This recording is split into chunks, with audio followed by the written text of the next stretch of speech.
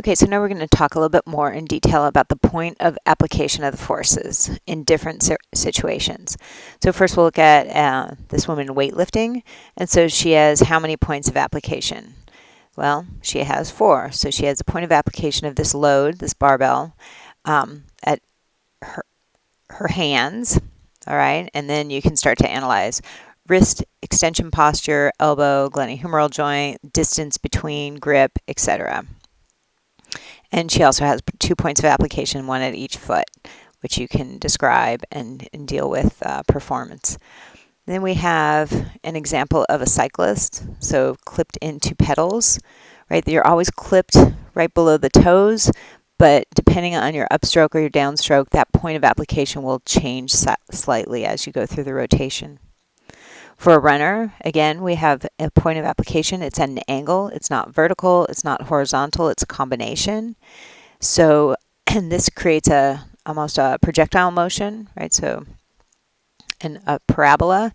And so at this angle, you can determine how much is pushing you forward, how much is pushing you in the vertical direction. So I invite you to review the resolution of vectors videos. And then we have the example of a muscle. So the muscle pulls at an angle from its insertion point, and since it's at an angle, part of that muscle pulls this joint, which happens to be representative of the elbow joint, into rotation or into flexion, and part of that force pulls you directly into the joint and acts as a stabilizing force. All right, a big force is W. What is W? It is the weight. The weight of our body is from the equation, our mass times gravity, right? And so you should be able to convert your weight into newtons, right? Typically, or from pounds to newtons. Typically, when we go from pounds to newtons, we go from pounds to kilograms, which is also a way that people measure weight. It's actually a measurement of a mass, but if you're 100 pounds in general, divide it by 2, because 2.2 pounds equals a kilogram, so you're about 50 kilograms. You can multiply it by gravity, which is 9.81. You can round it up to 10, and so you can say you're about 500 newtons, right? So you should come to class knowing your weight in newtons. My theory is people don't want to express their weight in newtons because we go from being 120 pounds to 700 newtons, and I think that's a little scary to some people. All right, and so this weight is acting at our center of gravity. One key thing, well, that's the point of application, and it's usually right around your navel. However, note that as you change your body, as you move your body, your center of gravity will change, right? So if you flex your glenohumeral joint, your center of gravity will increase higher. And if you flex your lumbar spine and your hip joint, you could actually move your center of gravity outside of your body.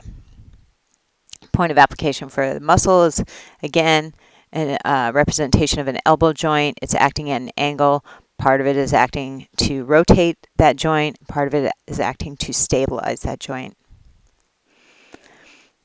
More points of application, looking at internal or external forces, right? So here's our ground reaction force.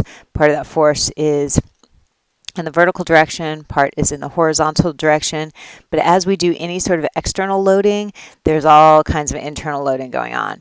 And so this is your knee joint from a lateral view, as you can see from the fibula. And just look at all these ligaments and muscles that kind of hold our knee together and create forces to guide either movement or increase stability. So we have our quadricep line of action of force with a big moment arm, which we'll talk about in torques. Because of our patella, you have your hamstring going posterior. You have your ACL, anterior cruciate ligament. You have a compressive force acting down on the joint. From an anterior view, we have our medial hamstrings acting, quadriceps again, and ACL. So we're a very redundant system, many forces.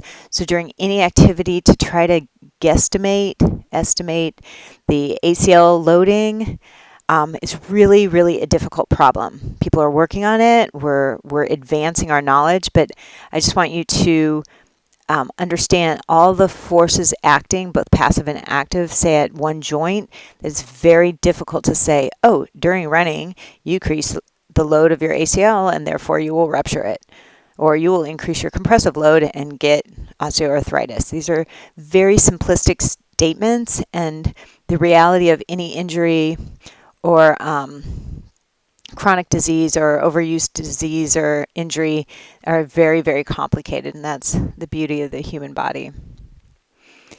All right, more resolution of vectors. We have a cross-country skier. As they push down at an angle with their poles, part of it is acting in the vertical direction, and part of that is creating a propulsive force. Right? If you just take your poles and kind of push down vertically, you will not go anywhere. And so you can see this in these two examples.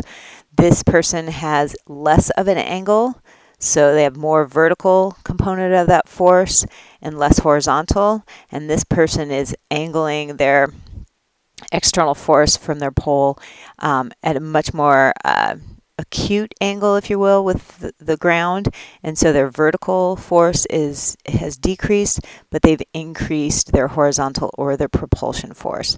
So how you change, how you angle a force on an object on the ground will dictate whether you're moving up or forward, and that's dependent on the purpose of your motion. Here just puts it into 3D, so you have a pole force, you have the vertical force, the propulsion force, and your medial, lateral, or side-to-side force. Here's a bad picture, but it illustrates that forces can change the direction of motion. Right now I'm watching the Australian Open.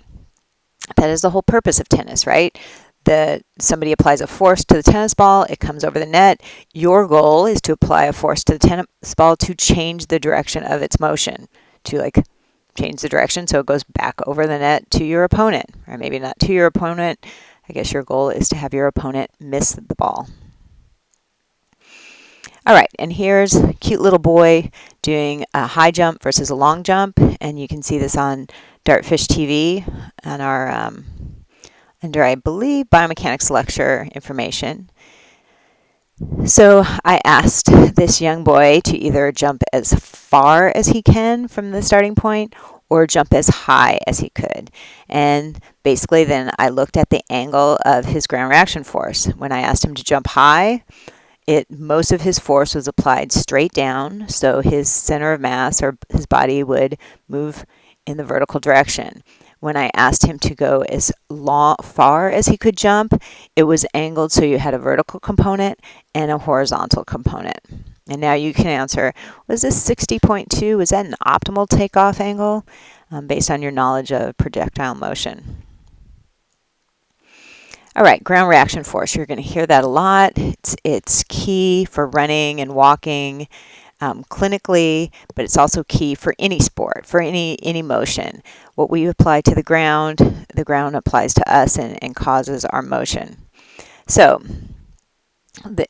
your ground reaction force is your external force during the stance phase. So when we start to look at ground reaction forces and you kind of interpose those, transpose those onto the kinematic graphs, it's only during the stance phase. And that's why it's very important to know stance versus swing when you're looking at the kinematic graphs and then trying to figure out what the ground reaction force is doing. And so gravity acts down, the foot applies a force to the ground, and the ground applies a force back up, and you can see it's angled, so there's a vertical component and a horizontal component. And at push-off, that ground reaction force is greatest, and then it diminishes as you leave the ground. There's no ground reaction force during the swing phase, and then you initiate a ground reaction force again. And here's what they look like. So these are ground reaction forces from the same participants as your kinematic data. So just notice it's force on the y-axis in newtons. So again, that's why it's important to know your weight in newtons. So you can say, oh, this person, and they're, I think, 70 kilograms, so you can figure out his weight in newtons. He's applying 2 times, 3 times his body weight every step. And then along the x-axis, instead of percent cycle, we have time. All right, this is a typical running graph. You have this little impact peak and then the propulsion peak. Here is during a normal speed during barefoot running. Did not change his gait. He was a rear foot runner, so that impact peak increased with without shoes and the padding of shoes. And then he had a pretty similar propulsion peak, right? Even though it looks smaller, it's around 2,000 newtons. It's around 2,000 newtons there. So what is this AP shear force? This is in the anterior posterior. So it is a frictional force. Up here is the vertical force, and then you have your AP and your ML shear forces. So it's always going to be bimodal, positive and negative, because in the beginning you land and your heel or your forefoot hits the ground, and there's a braking force followed by a propulsion force. Braking force followed by propulsion, and we'll review that a lot more in class. But bring these ready to analyze them. All right, this is a question from the prep guide. Is body weight a force? Hopefully you answered yes, because we looked at W equals mg. You should figure out your body weight that you probably know in pounds and calculate it in newtons. Describe why the lumbar vertebrae are larger than the cervical vertebra. And they are. I can bring some in to prove it to you. But why is that? Well, typically because only our head is supported by the cervical vertebra, but by the time we travel down through the thoracic and the lumbar, your lumbar spine has the benefit or the job of supporting half of your body weight. So since more weight is on the lower lumbar vertebra, they tend to be larger. And that is related to this concept of pressure. And people use force and pressure interchangeably. They are not. A force distributed over an area is a pressure. So pressure equals force over the area it's acting on. And its units are Newton over a meter squared. And so think of it this way. Does a female wearing high heels apply more force to the ground? And think of it in another way. If you were lying down and you wanted somebody to walk on your back, would you want somebody to walk with sneakers or with high heels? If it's the same person, the force, the weight applied to your back is the same. The pressure is different because their body weight is either over a larger area of the sneakers or a much smaller area of the high heels or the spikes, which if you decrease the area, you will increase the pressure. And that works with our lumbar and cervical vertebra. So you have less force over a smaller area, so you have a certain pressure. For the lumbar vertebra, you have more force, but the area is larger. So more force, but the area is larger. So it could be that the force at the cervical is less than the force at the lumbar vertebra, but the pressures may be the same. And that's it.